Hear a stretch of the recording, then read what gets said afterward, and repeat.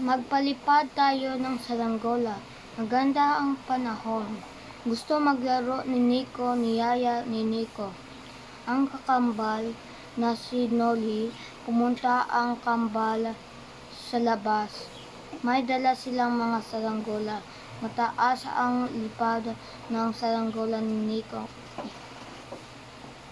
Napansin ni Nico si Noli malungkot. Ang mukha ni Noli habang nakatingin kay Nico. Halika, tuturuan kita kung paano paliparin ang saranggola, sabi ni Nico.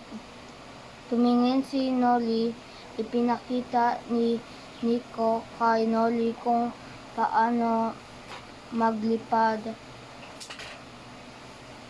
Ilang saglit pa nakangiti na si Noli. Salamat Nico, wika niya. Maraming salamat mga bata.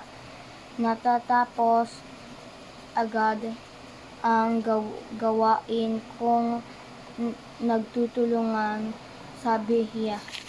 Mga tanong.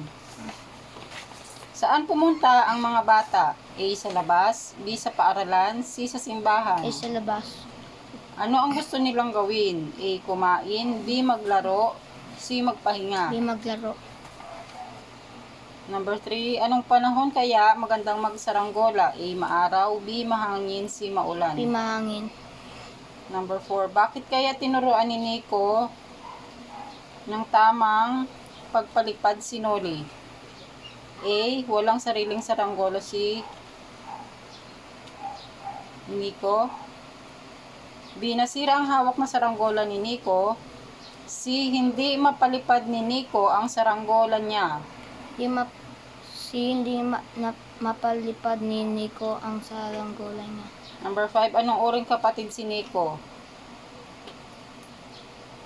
A. Maasikaso, B. Magalang, C. Matulungin. Si matulungin.